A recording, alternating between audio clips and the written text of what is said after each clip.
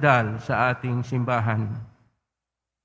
Mga minamahal kong mga kapatid, ipinahahayag sa talinghaga ng mga talento na ang ating pagbabantay at paghahanda ay nangangahulugan ng paggamit ng mahusay sa mga kaloob ng Diyos. Ibinibigay ng Diyos ang mga talento hindi para lamang sa ating sariling kapakanan, kundi para itatag ang kanyang pagkahari dito sa mundo. Ang mga tunay na alagad ng Panginoon ay totoong maasahan kung ang mga biyayang tinatanggap nila mula sa Kanya ay gagamitin para sa pag-aaruga at pagmalasakit sa ating kapwa. Upang tayo maging marapat gumanap sa banal na pagdiriwang, aminin po natin at pagsisihan ang ating mga kasalanan. Inaamin ko sa makapangyarihang Diyos at sa inyong kapatid na lubha akong nagkasala sa isip, sa salita at sa gawa at sa aking pagkukulang. Kaya sinasamo ko sa mahal na Birhen Maria, sa lahat ng mga anghel at mga banal, at sa inyong kapatid na ako'y panalangin sa Panginoong ating Diyos. Paawaan tayo makapangyarihang Diyos, patawarin tayo sa ating mga kasalanan, at patnubayan tayo sa buhay na walang hanggan. Amen. Panginoon, kaawaan mo kami. Panginoon, kaawaan mo kami. Kristo, kaawaan mo kami. Kristo, kaawaan mo kami. Panginoon, kaawaan mo kami. Panginoon, kaawaan mo kami.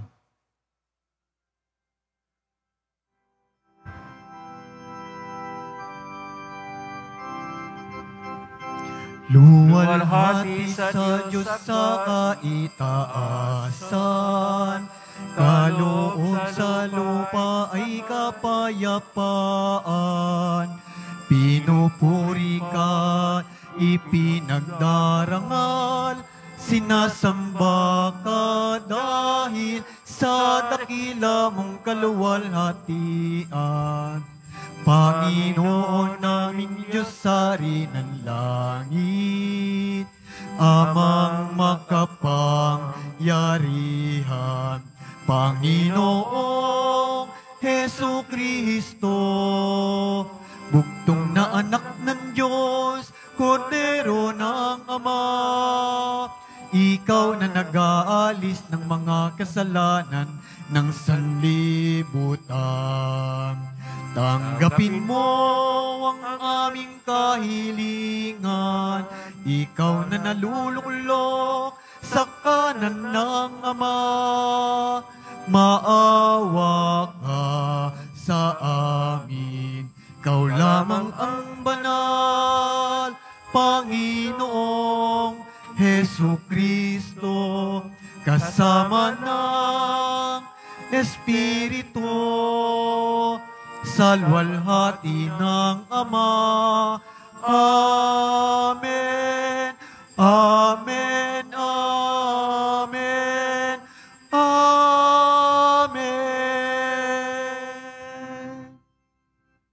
Manalangin tayo.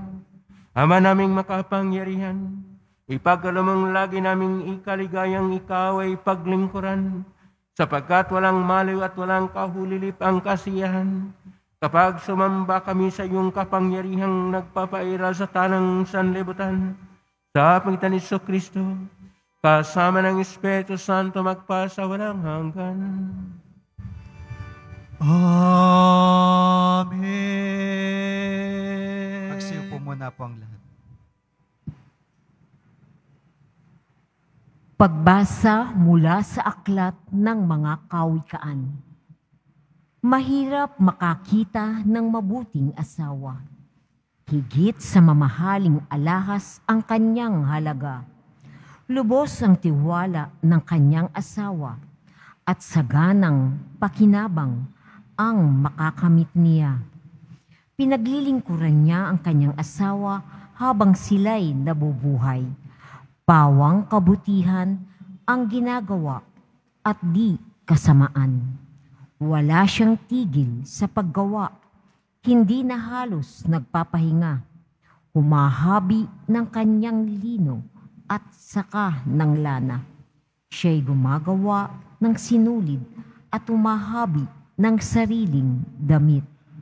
Matulungin siya sa mahirap at sa nangangailangan ay bukas ang palad. Magdaraya ang pang-akit at kumukupas ang ganda.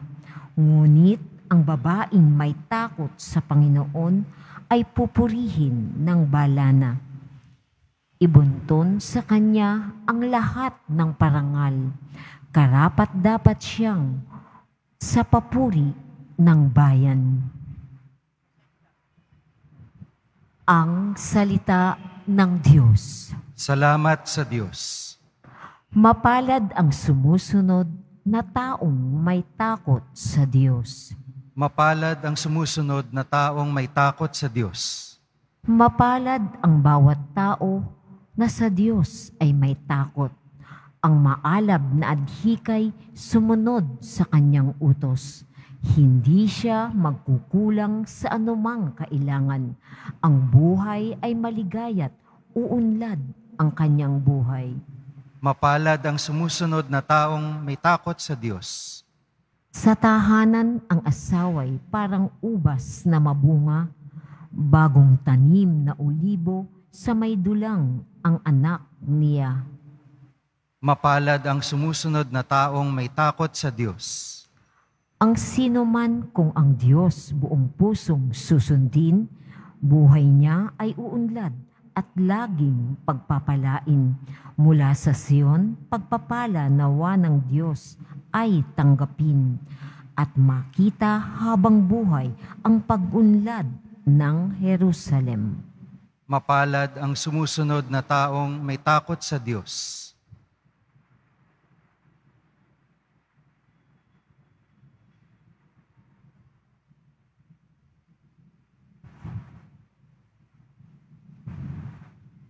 Pagbasa mula sa unang sulat ni Apostol San Pablo sa mga taga-Tesalonika. Mga kapatid, hindi kailangang isulat ko pa sa inyo kung kailan magaganap ang mga bagay na ito, sapagkat alam ninyong ang pagdating ng araw ng Panginoon ay tulad ng pagdating ng magnanakaw. Kapag sinasabi ng mga tao, tiwasay at panatag ang lahat, biglang darating ang kapahamakan. Hindi sila makakaiwas sapagkat ang pagdating ito'y tulad ng pagsumpong ng pagdaramdam ng babaeng manganganak. Ngunit hindi kayo nabubuhay sa kadiliman. Mga kapatid, kaya't hindi kayo mabibigla sa araw na yaon na darating na parang magnanakaw. Kayong lahat ay kabilang sa panig ng kaliwanagan o ng gabi. Hindi sa panig ng kadilim o gabi, kaya nga kailangan tayo'y manatiling gising, laging handa at malinaw ang isip, di tulad ng iba. Ang salita ng Diyos. Salamat sa Diyos. Magsitayo po tayong lahat.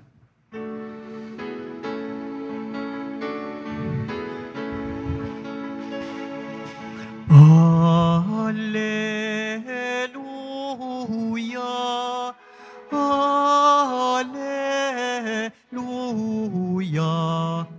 Alleluia,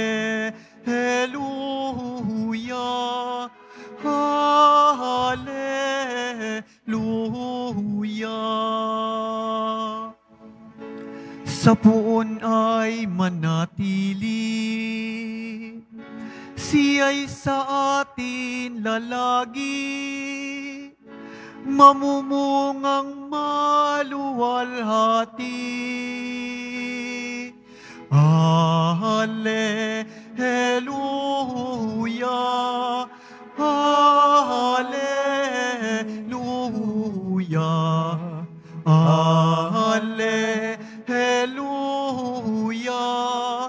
Alleluia.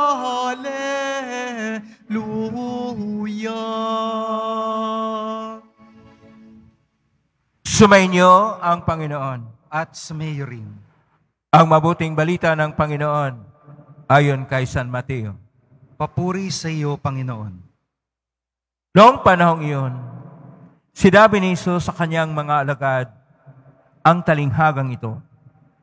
Ang paghahari ng Diyos ay maitutulad dito.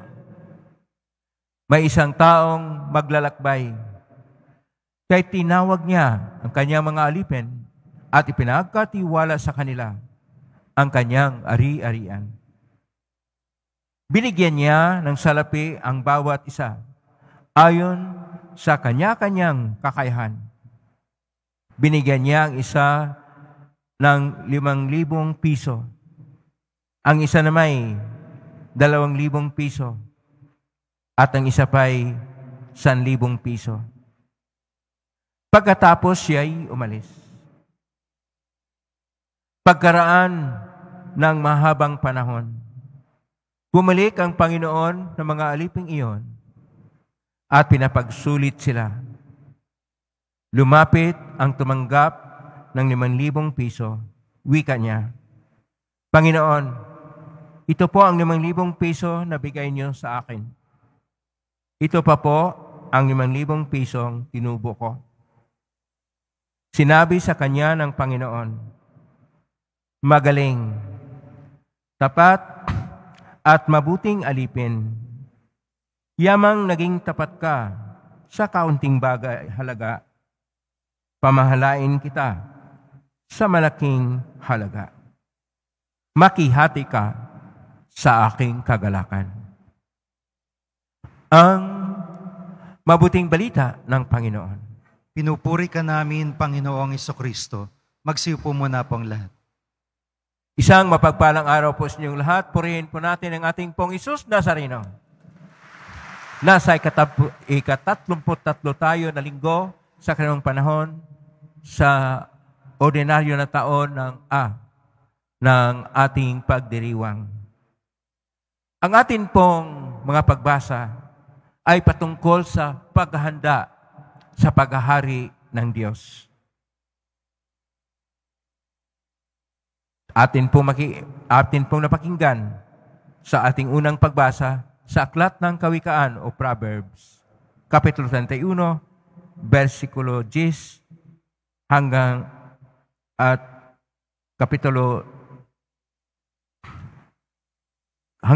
versikulo 31. At ito sa ating napakinggan, ang pagkakaroon ng isang matapat na asawa na kung saan hindi lang siya gumagawa ng mabuti para sa pamilya, siya ay tumutulong din at gumawang kabutihan para sa kanyang kapwa-tao. At higit sa lahat, siya ay may takot sa Diyos. Kaya sa ating pong Salmo 127, ipinapahayag sa versikulo 1 ng Salmo 127 na mapalad ang sumunod sa taong may takot sa Diyos. Naulit pa sa kasunod na mga versikulo. At itong takot sa Diyos ay ang pagkaroon ng paggalang o pagpahalaga sa lahat ng mga nilikha na gawa ng Diyos at pagtalima sa kanyang kalooban at pagsunod sa daan ng kabutihan o ng liwanag.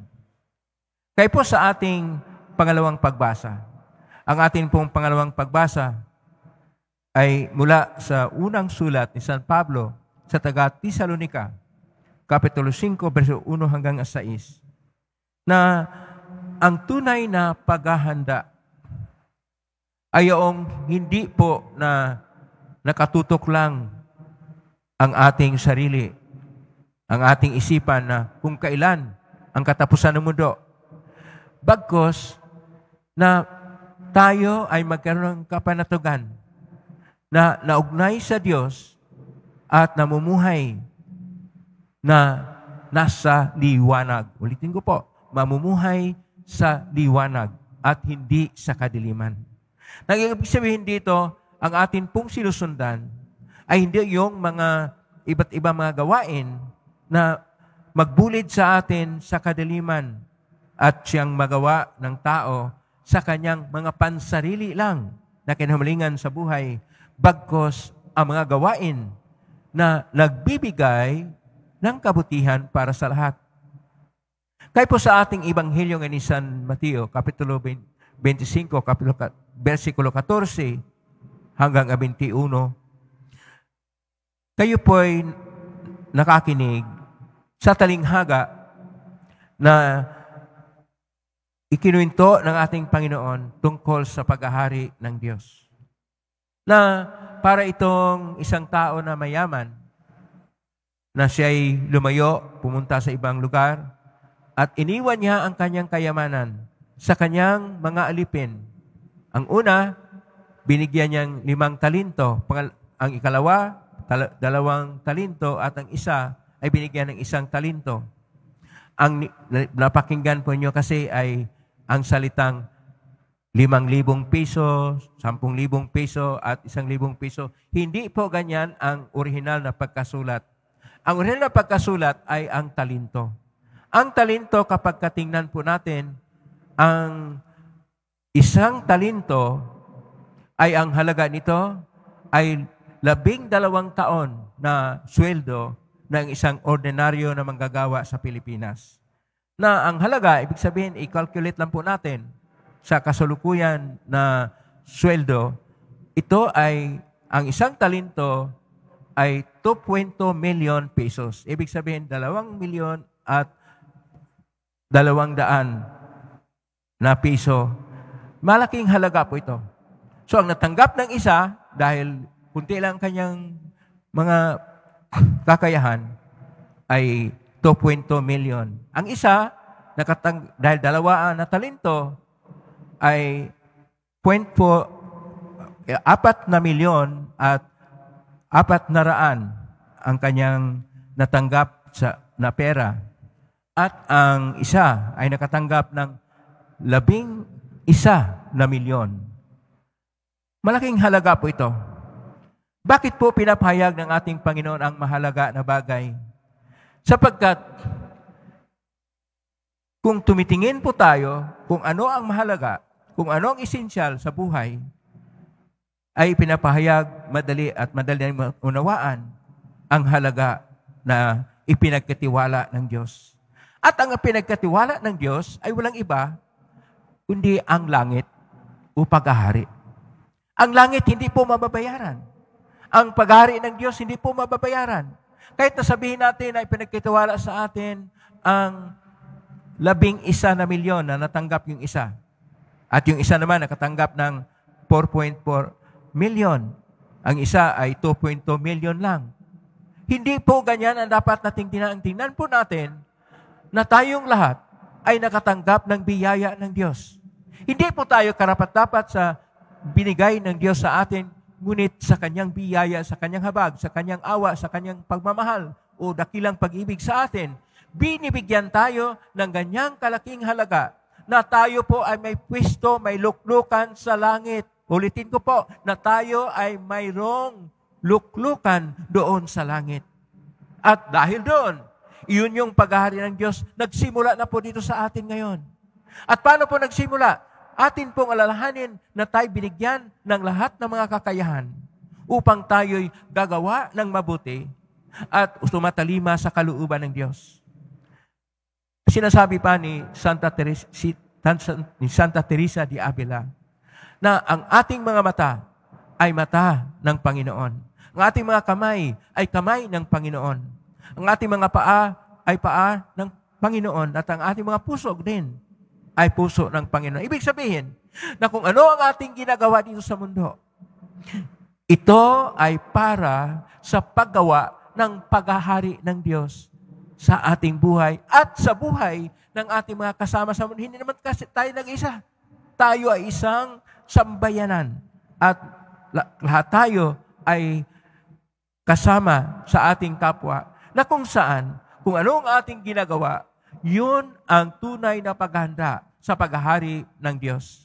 Kaya dapat dating tingnan na hindi po natin iwaldas anuman ang pinagkatiwala sa atin. Sapagkat ang akala ng iba, marami silang kayamanan, marami silang ari-arian, mataas ang kanilang posisyon, winaldas nila at pahirapan pang iba. Hindi ganon. Kung ano ang binigay sa iyo, yun ang tungkulin mo. Kapag ka mabigat at malaki at mataas ang tungkulin mo, yun ay yung misyon na ibahagi mo sa mga wala o kaya nangangailangan. Kapag ka ikay tunay na nakikiisa sa Panginoong Diyos, sa kanyang puso, lahat po ay hindi po natin tingnan kung ano ang paghihirap na ating gawin, bagkus tingnan po natin na lubos-lubusan, taus-puso ang ating paggawa upang ang Diyos ay siyang pumapanginoon sa ating puso, upang ang Diyos ay siya maghari ng ating isipan, upang ang Diyos ay maging sentro ng kung anumang mga ginagawa natin sa ating buhay. At ang Diyos ay siyang dapat nating tunay na gabay sa lahat ng ating ginagawa, sa lahat ng ating adhikain at tunguhin sa buhay. Sapagkat tayo kuminsan tumitingin sa mga material na bagay at tumitingin kung ano ang kalakaran ng iba. Kuminsan, sunod-sunuran lang tayo o dili kaya tayo ay nagdidikta anong gagawin iba. Hindi natin nakikita na dapat ang Diyos ang siyang tunay na batayan para sa lahat at ang kanyang paghahari ay siyang tunay na sentro ng lahat ng ating pagkilos, ng lahat ng ating pag-isip, lahat ng ating tunguhan sa buhay at siya ang saysay at kahulugan ng buhay ng bawat isa sa atin.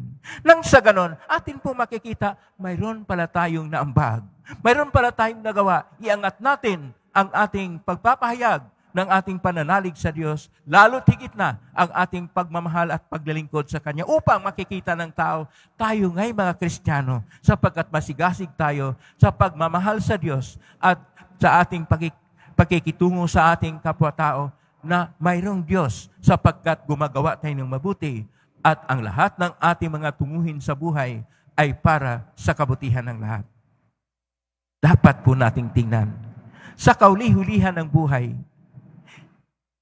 ayon pa ni San Juan de la Cruz. Hindi po tayo tatanungin ilang nobina at magkano ang donasyon natin na binigay sa ating simbahan. Sa kauli-hulihan ng ating buhay, bigyan tayo ng pagsulit sa Diyos. Gaano natin iniibig ang Diyos na napapahayag sa ating pag-ibig sa kapwa. Ikaw, gaano mo iniibig ang Diyos? Pakitanong sa kapwa mo, dito katabi, mahal ka ng Diyos, paano mo siya minamahal? Mahal tayo ng Diyos, paano natin siya minamahal? Kailangan natin na mahalin din ng tunay ang Diyos na umibig ng dakila sa atin upang siya'y maghahari sa ating mga puso. Amen? Purihin natin ang Diyos. Magsitayo po ang lahat.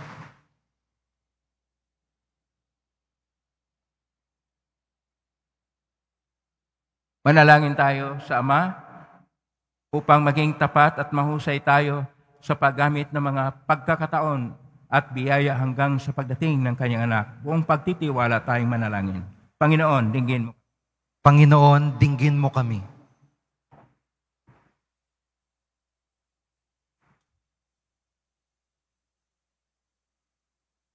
Manatili nawang tapat ang mga pinuno ng simbahan sa kanilang mga tungkuling pangalagaan at akayin ang bayan ng Diyos tungo sa kanyang kalulwalhatian. Manalangin tayo. Panginoon, dinggin mo kami. Gamitin nawa ng mga pinuno ng simbahan sa kanilang mga tungkuling pangalagaan at akayin ng bayan ng Diyos tungo sa kanyang kalulwalhatian. Manalangin tayo. Panginoon, dinggin mo kami. Tulad ng mga matatapat at masisipag na lingkod, malasap nawa ng mga manggagawa ang marapat at makatarungan kapalit ng ginhawa sa kanilang mga pagpupunyagi.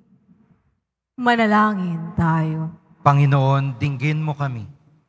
Kilalanin nawa ang mga kahalagahan ng mga kababaihan sa lipunan at sa simbahan. Mapuno nawa ang bawat tahanan ng kanilang kasipagan, pag-aaruga, at hinahon ng kalooban. Manalangin tayo. Panginoon, dinggin mo kami. Tanggapin nawa sa kalangitan ang mga kapatid nating yumao at gantimpalaan sila ng kalwalatiang walang hanggan. Manalangin tayo. Panginoon, dinggin mo kami. Sa ilang sandali ng katahimikan, itaas natin sa Diyos ang ating pansariling kahilingan. Gayon din ang iba pang mga pangangailangan ng ating pamayanan.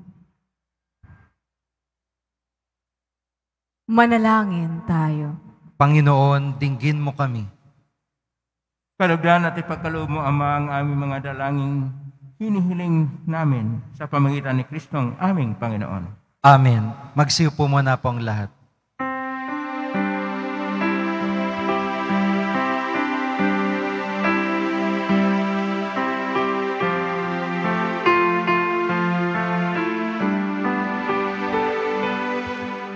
Itong alak at tinapay ay handog sa iyo, Ama.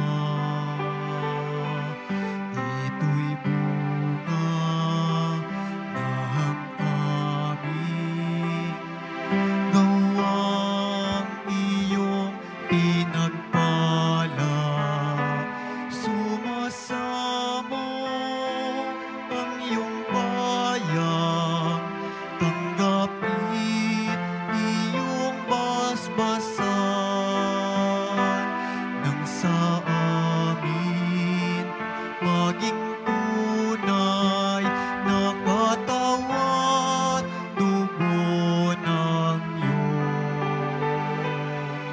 anak. Nagsitayo po ang lahat. Manalangin niyo, kapatid, upang paghahain natin ay kalugdan ng Diyos amang makapangyarihan. Tanggapin nawa ng Panginoon itong paghahain sa iyong mga kamay sa kapurihan niya at karangalan sa ating kapakinabangan at sa buong sambayanan niyang banal. Ama naming lumikha, ipagkaloob mo ang iyong maisintahing pagtingin sa aming mga alay, upang ang kanang loob mo ay aming makamtan, at ang bunga ng walang hanggang pag-iral ay aming mapakinabangan. Sa magitan ni Jesucristo, kasama ng Espiritu Santo magpasa walang hanggan.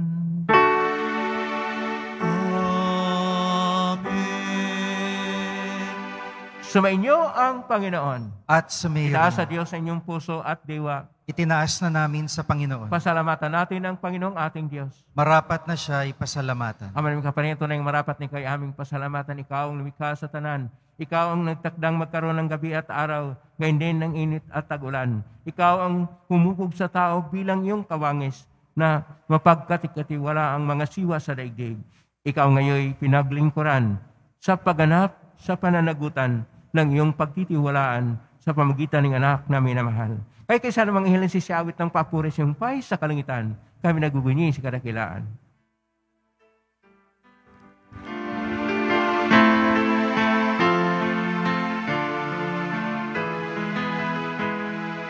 Santo, Santo, Santo, Panginoon Diyos ng mga hukbo. Napupuno ang langit at lupa ng kadakilaan mo. Hosana, Hosana sa kaitaasan. Pinagpala ang naparirito sa ngalan ng Panginoon. Hosana, Hosana sa kaitaasan.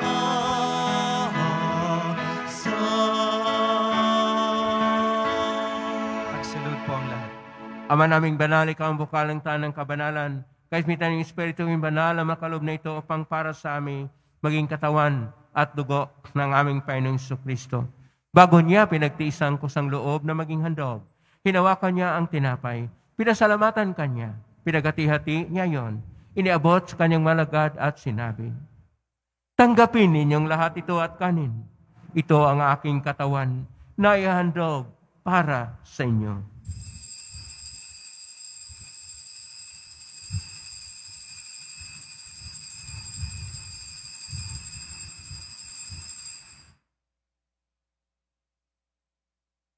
Kaya naman matapos ang hapunan, hinawakan niya ang kalis, muli kanyang pinasalamatan. Inabot niya ang kalis sa kanyang malagad at sinabi, tanggapin ninyong lahat ito at inumin. Ito ang kalis ng aking dugo ng bago at walang hanggang tipan. Ang aking dugo na ibubuhos para sa inyo at para sa lahat sa ikapagpapatawad ng mga kasalanan. Gawin niyo ito sa pag-alala sa akin.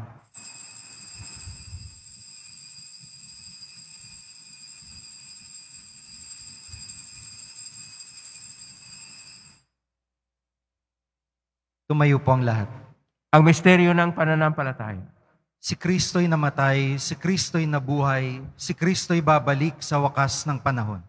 Ama, ginagawa namin ngayon ang pag-alala sa pagkamatay at muling pagkabuhay ng anak at naalay namin sa iyo ang tinapay nagbibigay buhay at ang kalis na nagkakaloob ng kaligtasan. Kami nagpapasalamat at kami narapat na tumayo sa harap mo para maglingkod sa iyo. Isinasamo namin kaming magsasalo-salo sa katawan at dugo ni Kristo ay mabuklod sa pagkaisa sa pamagitan ng Espiritu Santo. Ang malingapin simbahang laganap sa buong daigdig. Pususin mo kami sa pag-ibig kaisa ni Francisco na aming Papa at ni Jose na aming Obispo at ng Tanang Kaparian. Alalahanin mo rin mga kapatid naming nahimlain may pag-asang sila'y muling mabuhay, ganyan ang lahat ng mga pumanaw. Kaawaan mo sila at patuloyin sa iyong kaliwanagan. Kawan mo dapatin kaming lahat na makasalo sa iyong buhay na walang wakas, kaisa ng mahal na Birhen Maria na ina ng Diyos, ng kabiyak ng puso niyang San Jose, kaisan mga apostol ni San Juan Bautista, ni San Roque, ni San Lorenzo Reyes de Manila, San Pedro Calungsod, at ng lahat ng mga banal na namuhay dito sa daigdig na ang kalugod-lugod sa iyo. Maipagdiwang naman namin ang pagpupuri sa karangal mo sa pagitan ng anak na aming Panginoong Hesukristo. Sa pamamagitan ni Kristo, kasama niya at sa Kanya, ang lahat ng parangal at papuri ay sa iyo, Diyos Amang makapangyarihan, kasama ng Espiritu Santo, magpasawalang hanggan.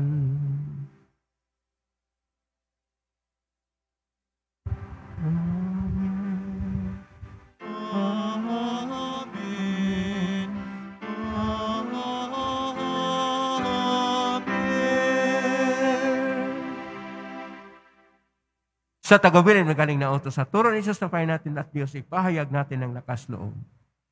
Ama namin, Amen. Sumasalangit ka. Sambahin ang ngalan mo. Mapasa amin ang kaharian mo. Sundin ang loob mo dito sa lupa para ng salang.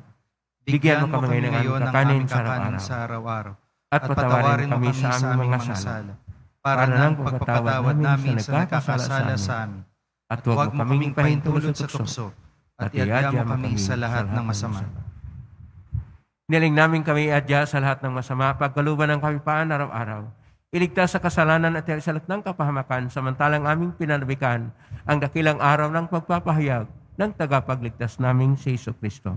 Sapagkat iyo ang kaharian at ang kapangyarihan at ang kapurihan magpakailanman. Amen. Panginoong Jesucristo, sinabi mo sa mga apostol, kapayapaan ang iniiwan ko sa inyo, ang aking kapayapaan binibigay ko sa inyo. Tunghayan mo ang aming panampalataya at huwag ang aming pagkakasala. Pagkaluban mo kami ng kapayapaan at pagkakaisayon sa iyong kalooban, kasama ng Espiritu Santo, magpa sa walang hanggan.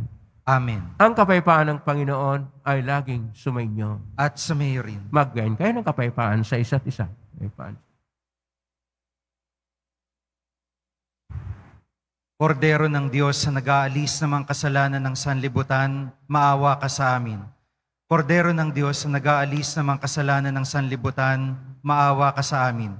Kordero ng Diyos na nag-aalis ng mga kasalanan ng sanlibutan, ipagkaloob mo sa amin ang kapayapaan.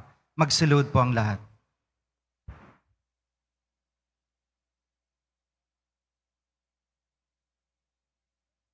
Ito ang kordero ng Diyos. Ito ang nag-aalis ng mga kasalanan ng sanlibutan. Mapalad ang mga inaanyayahan sa piging ng kordero. Panginoon, hindi ako karapat-dapat na magpatuloy sa iyo, ngunit sa isang salita mo lamang ay gagaling na ako. Katawan ni Kristo. Amen.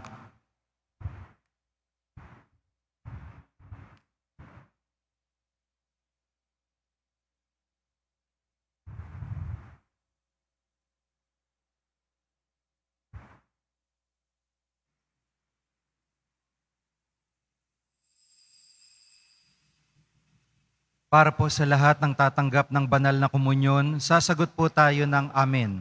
Pagkasabi ng pari o ng lay minister ng katawan ni Kristo. At isubo agad sa bibig bago umalis sa harapan ng pari o lay minister. Sumunod po tayo. Maraming salamat po.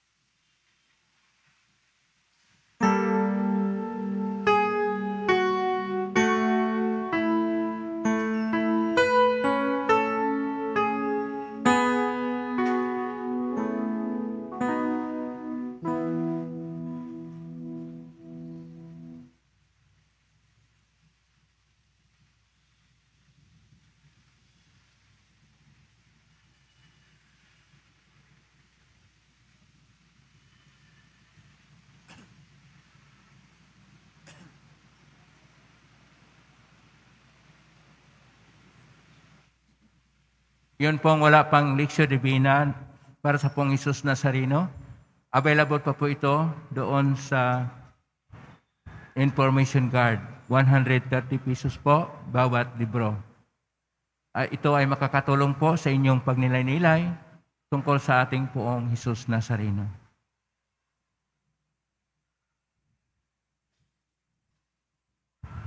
Available na po ang opisyal na kalendaryo para sa taong 2024 ng ating parokya. Sa mga nagnanais bumili, maaari kayong magtungo sa ating parish office. Ito po ay nagkakahalaga ng 80 pesos.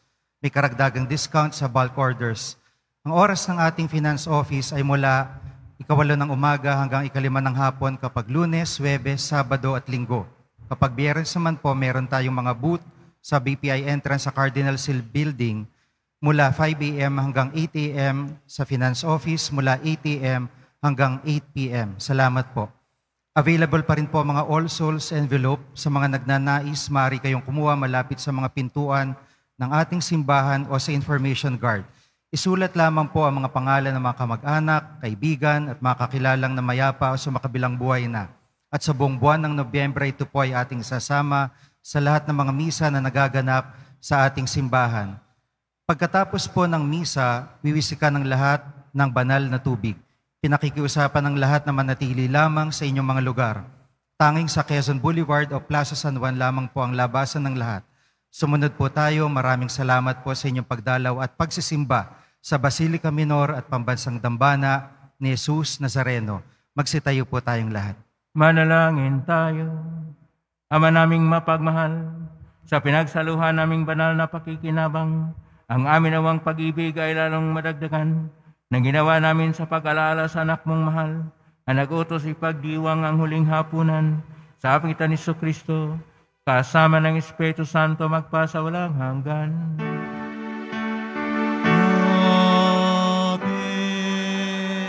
Panalangin para sa mga kaluluwa, mga kapatid, ating ipagdasalang ating mga minahal na yumawat ang lahat ng mga kaluluwa sa purgatorio.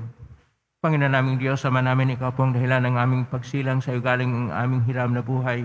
Kung kawa ang loob po kaming nanalangin at kami makaawang kalugdan mo po ang mga kaluluwa ng mga pumanaw na sa mundong ito. Sila naway magkamit ng buhay siyang piling. Alisin mo ang anumang mga karamihan ng kasalanan upang sila maging marapat sa iyong walang hanggang kalinisan. Iyaon mo sila mula sa purgatorio at bigyan ng puwang sa iyong kaharian sa langit. Kapayapaan kailanman igawad ng may kapal sa mga imaong nagsipanaw. Sila naway silayan ng iyong walang hanggang ilaw. Amen. Mapanatag naman sila sa kapayapaan. Amen.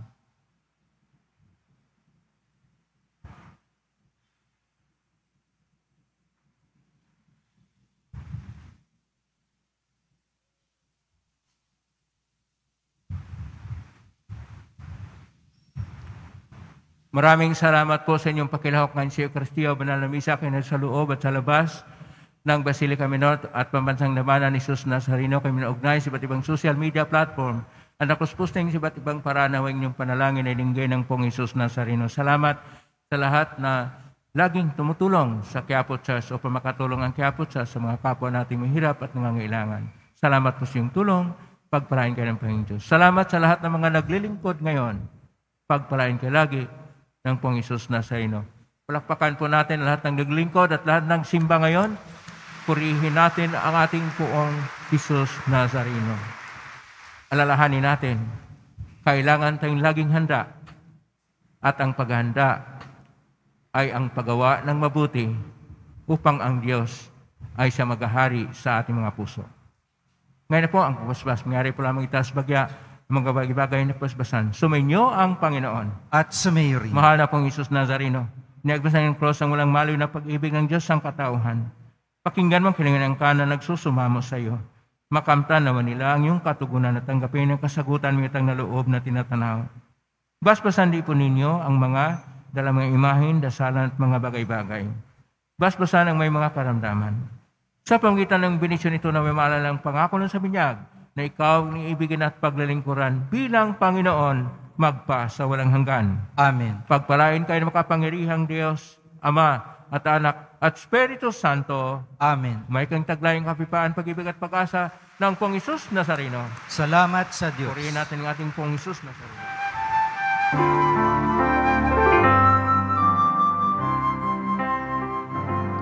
Nuestro Padre Jesus Nazareno, sinasamba ka namin, pinipintuho ka namin, aral mo ang aming buhay at kaligtasan,